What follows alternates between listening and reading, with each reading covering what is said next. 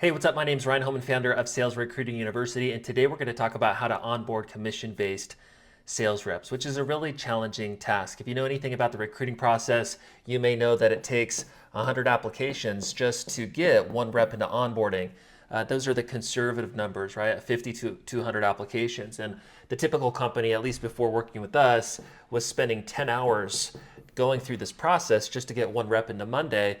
New hire orientation, and that's not even a retained rep yet. Okay, if you're not familiar with Sales Recruiting University, we're a business that recruits over 1,000 commission-based sales reps per month. We help clients recruit commission-based sales reps, onboard commission-based sales reps, reduce their workload by 80%, and increase the volume and quality of recruits they're able to recruit and retain. So this is something I've been working on for over 11 years, and again, today we're going to talk about new hire onboarding.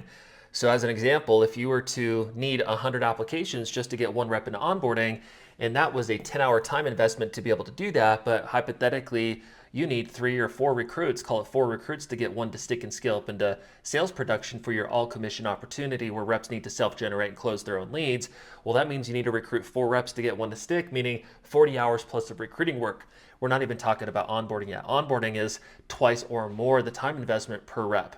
And so it's a really challenging task. Now, the reason I provide that context is a lot of companies, at least when they come into our service, they're thinking all I need is the right reps. But what they realize is equally as much as they need recruiting help, they actually need to improve and streamline their onboarding processes in a totally different way. The time investment for onboarding is typically 20 hours per rep, right? So if you need to recruit 4 reps to get one to stick, you're looking at 80 hours in leadership time just to onboard 4 reps to get one to stick. So between recruiting and onboarding, you're looking at 120 hours to get one rep retained and skilled up into sales production. Now, that's totally worth it for the business, but it's really difficult to execute on. And so we're at least going to talk about the onboarding aspect of scaling your team today, and I think this is going to be really valuable to you. If you want us to build out these systems for your organization, as a side note, we could totally do that. When we do this for clients, it reduces their workload by 80% and increases their volume and quality of recruits they're able to retain. We always see a minimum of 2x plus in retention rates, and again, an 80% time and reduction in the onboarding process. Now, so I got these 6 items on this whiteboard, obviously, here, and from our perspective, these are the 6 core things that need to be involved in a good new hire onboarding process. And so by the end of this training, everything will come full circle. So just kind of bear with me. I'm going to go through each one quickly for the sake of time, but it'll make sense by the end. And so the first thing out of the 6 that we feel are really important in the onboarding process is actually simple.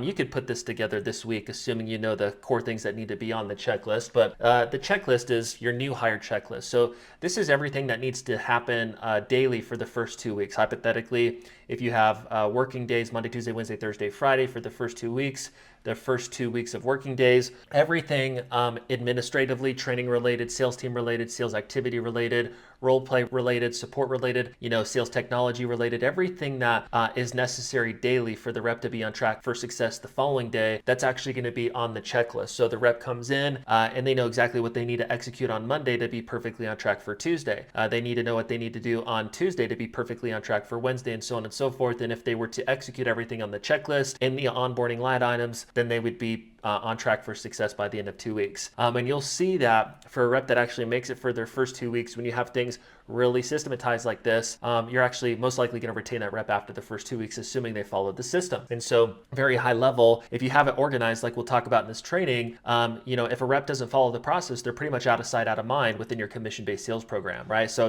here's the 2-week process, follow it, and you know that if they can't follow it, then they're not going to work out anyways, and therefore you just cycle them out of the program, and don't worry about the people that are not showing up and doing the work, and you just focus on the people following the system. But at a high level, number 1 is a checklist, and this helps organize everything kind of else that we're going to talk about on this list. So again, everything that the rep needs to do daily to be perfectly on track for success in that initial 2 weeks. It's such an important time when they join your company. Now, this is a tool for clarity for the sales rep, but it's also a really good leadership tool as well. So the leader, if you guys have things organized in the form of a checklist and you're tracking that, well, the leader knows if a rep is on track for success, and they know how to lead them through what they need to do daily to be on track for success. So the checklist, that's just an organization tool, okay? Now again, daily, it's gonna have these things kind of sprinkled into it, which will make sense here in a little bit. But that's the first thing that's really important, pretty simple to put together. The next 2 are the most difficult things to execute on this list, and they're the big things that I want you to focus on. And actually the first 3 on this list for the sake of this video. Okay, so the checklist is the first 2 weeks. Now, if you have a very complicated technical sales process, in some scenarios, it makes sense to have a 4-week checklist. And as a side note, just because it's a 2-week checklist doesn't mean that they're going to be ramped up into quota by the end of those 2 weeks, but that's just giving them the foundation for success depending on whatever your ramp up period is. So your ramp up period may be 3 months, but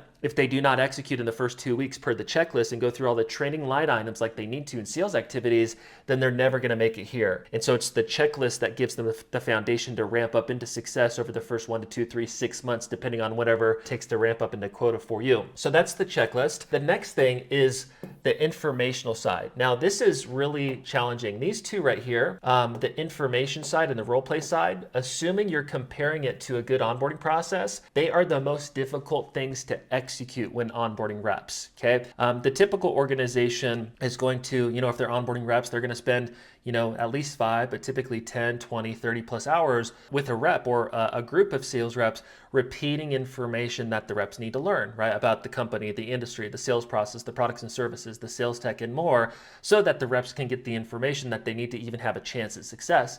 Now, obviously, that's an important thing to do, but it's a big time investment and it's really draining. Like we talked about earlier, if you need to recruit 4 reps to get 1 to stick, well, that's a big time investment when sharing the informational side of the onboarding process. And also, out of that 4 reps, if only 1 of them stick, that means 3 reps took a bunch of your time. Okay. And so from our perspective, this is something that needs to be automated as much as possible. And so as an example, like when we work with a client, we actually help them build out their custom new hire training university. And this automates everything informationally around the onboarding process. So everything that a rep would need to learn about the company, the industry, the sales process, the products and services, the offers, the objections, the FAQs, the sales tech, and more, all of that stuff ends up being in the form of your own custom new hire training university, which automates the informational side of the onboarding process. That right there ends up saving leadership about 10 to 20 hours plus per onboarding class, sometimes a lot more depending on how technical your sales model is. And so the next thing on the list is the informational side. Again, we're talking about the 6 core things that are really important, at least from our perspective at Sales Recruiting University,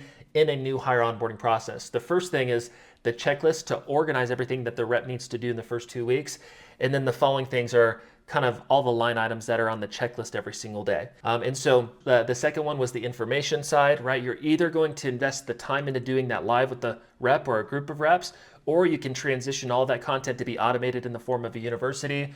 There's obvious benefits to that. You get consistency in training. You can delegate the leadership of onboarding to somebody else really easily as an owner or a sales manager. You get consistency, like I said. You have a tool where reps can go back to get their questions answered versus bogging you down with Q&A all day. And you get the benefits of them being able to go through it 2 to 3, 4 times in the first 2 to 3, 4 weeks.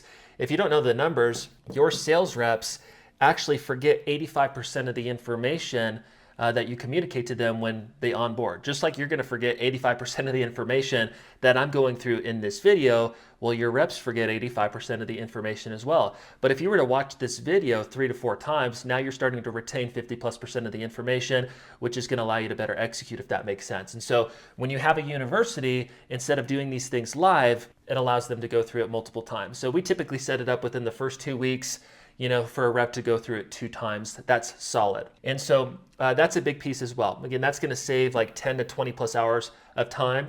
Sometimes in really technical sales opportunities, we see leadership saving literally 40 hours plus per week, but every opportunity is a little bit different.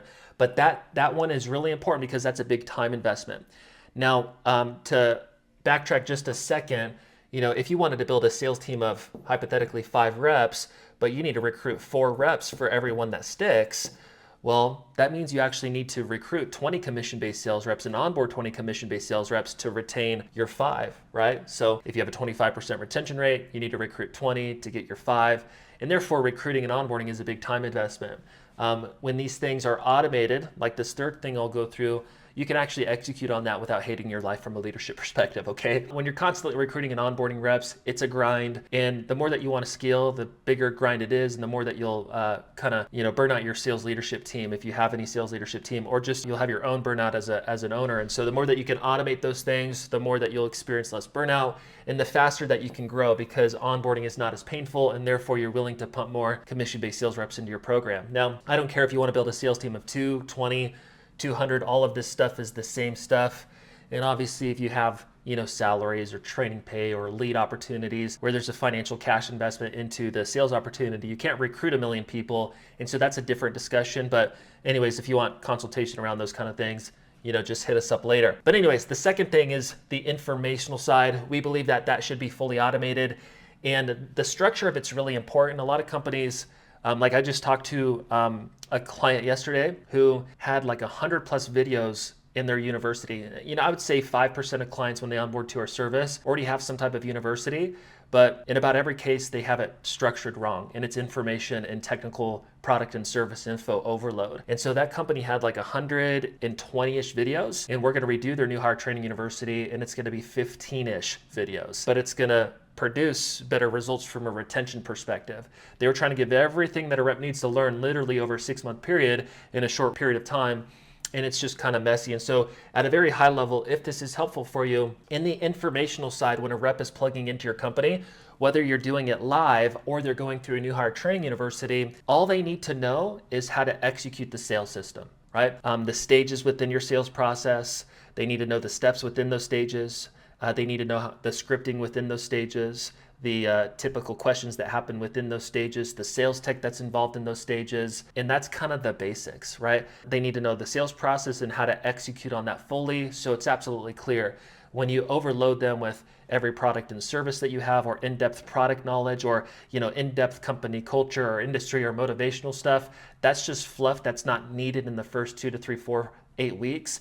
And you're giving them information overload. We want to give them what they need and put them in a place to execute on the activities and not be overloaded with information. And so at least in the first 30 days for the university, the onboarding university, we think that should be primarily sales process focused, 90+% of it.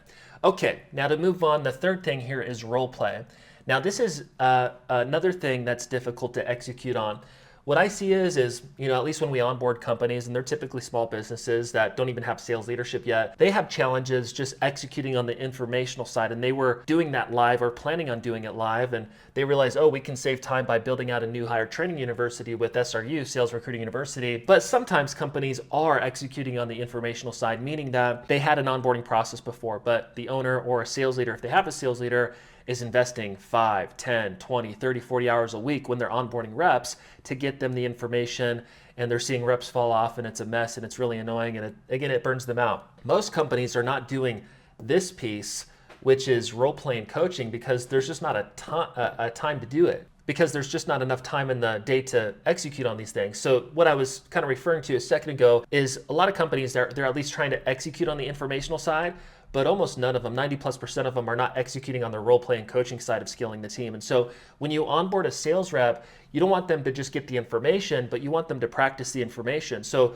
like if they go through the university and they learn the sales process, well, we don't want them to just get the information. We want them to master the communication side of that information. So if you don't know the numbers, this is overwhelming to some organizations, but it's actually 50 minimum and ideally up to 100 practices that a rep needs to go through, like practicing your pitch to master the communication side of it, to master the pitch, be totally confident. And the problem is companies are not providing role play and coaching support, and therefore the reps are learning live on prospects. They're failing quickly, and their learning curve is delayed so much because they're not getting enough role play and coaching, and therefore company retention rates are horrible.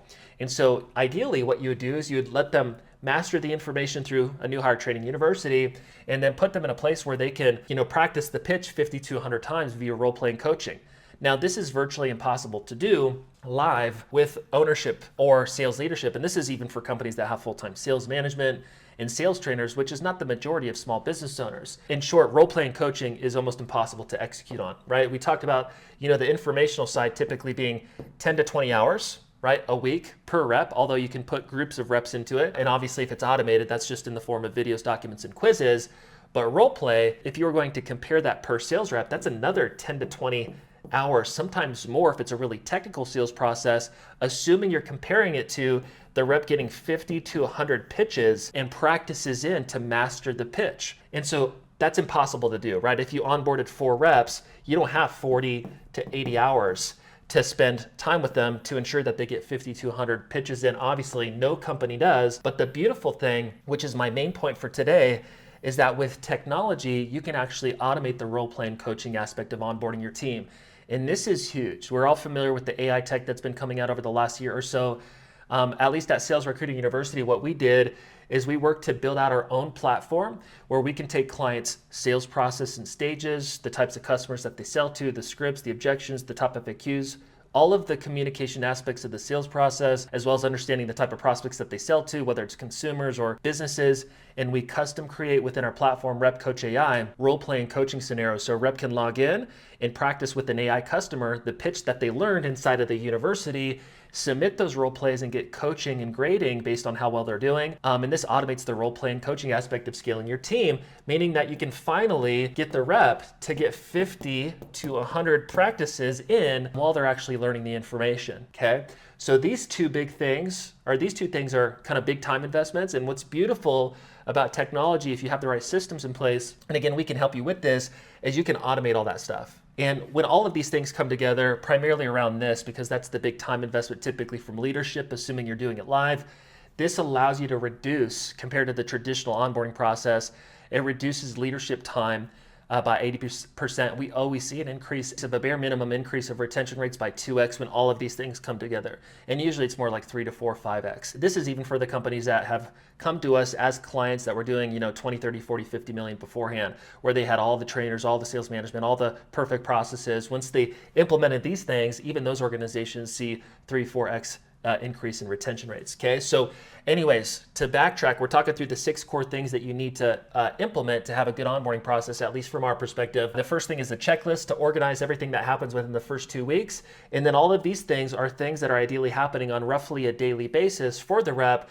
And those are the things that are organized over the first 2 weeks. So as an example, if you have a 10 module training university, well, on the checklist, they would go through maybe modules 1 and 2 on Monday, 3 and 4 on Tuesday. And they'd go through the 10 modules Monday, Tuesday, Wednesday, Thursday, Friday in the first week, and then do that again in week 2, meaning they've gone through it twice in the first 2 weeks. If we're trying to get them to do 50 plus role plays in the first 2 weeks, well, they're going to get, 5 plus practices every single day in via Rep Coach AI or whatever platform you use, so that they're going through training modules and doing role play every single day as a part of that checklist. Okay, to move on, a few other things that are really important are team meetings, a support system for new reps, and then activities. And this is left up to the rep, right? You can only provide as good of an onboarding process as possible. You can perfectly organize it in first 2 weeks. You can have the best sales university ever. You can have the best role-playing coaching systems ever. You can have the best sales team meetings ever and the best support ever. But from there, the rep needs to do the activities, and they're either going to do them or not, and that's a part of the game. And from a sales team building perspective, when you're scaling up a commission-based sales team, you want to have recruiting and onboarding systems, at least from our perspective, that are designed for volume, regardless if you want to build a sales team of 2, 20, 200. All of these things are the same things. And then you have a system that allows you to push the volume through without burdening leadership, and whoever makes it through the first 1 to 2 weeks spits out on the other end, and you got a producer. Now, to come back here, the fourth thing on the list is team meetings.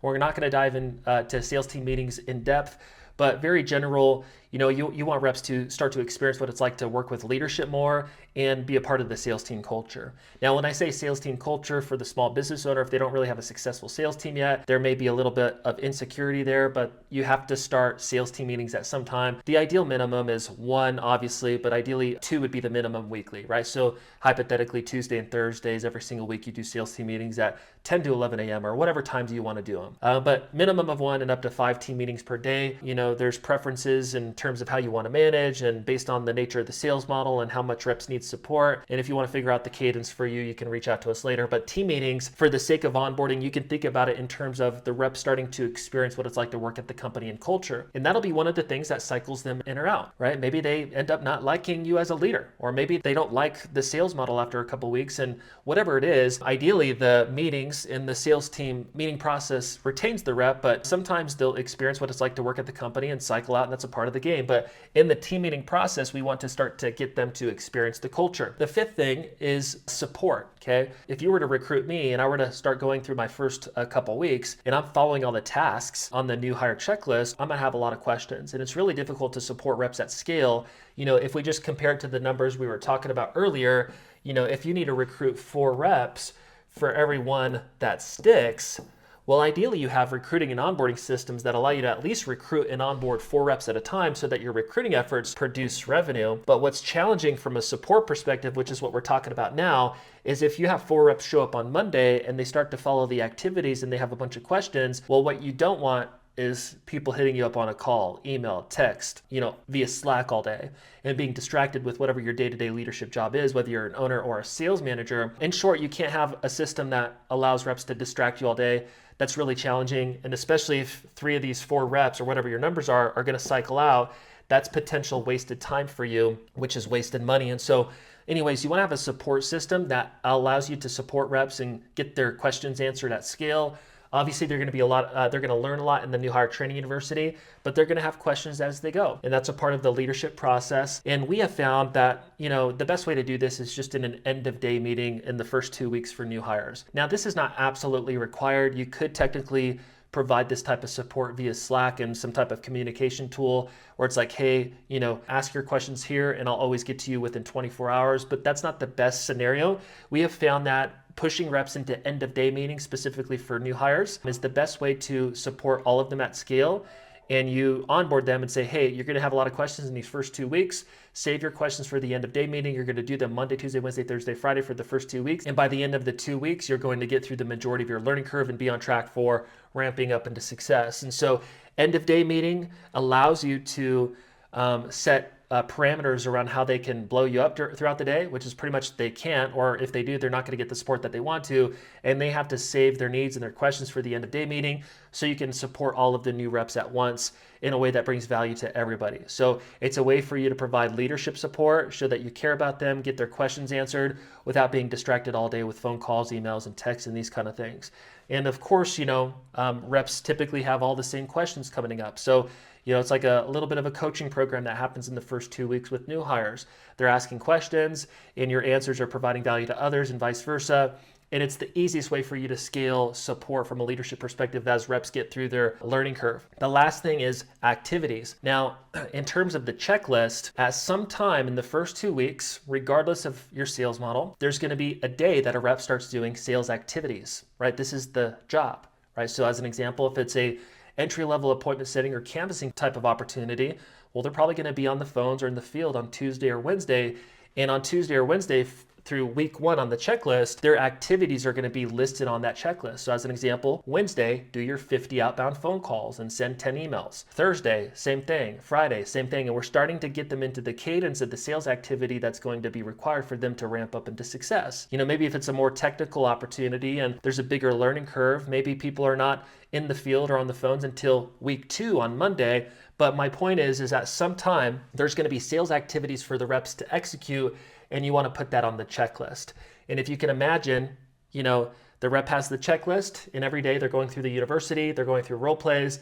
Some days they're participating in meetings. Some days, ideally Monday through Friday, they're participating in end of day meetings. And they also have activities that they need to execute on. So those are the 6 core things. You want to organize it in the checklist. You want to build out your New Hire Training University so you automate the informational side of your onboarding process. You want to automate the role play and coaching aspect of scaling your team so that they can get 50 to 100 pitch practices in a really quick period of time so that they can better see success in the fields or on the phones. The university allows them to go through the content 2+ times, which helps with information retention. You want them participating at ideally at least a couple meetings per week to experience the culture and what it's like to work at the organization. You want them to have a support system, as an example, end of day meetings so they can get their questions answered. And you want to be really clear on what they need to do in terms of activities so they can start to execute on the job. So to move on, let's paint a picture of what this would look like when you onboard reps, right? So we're not talking about the recruiting process. Let's say that, you recruited this week and you recruited 5 reps, right? And you have onboarding coming up in the following week and you got these 5 reps that are going to start on Monday.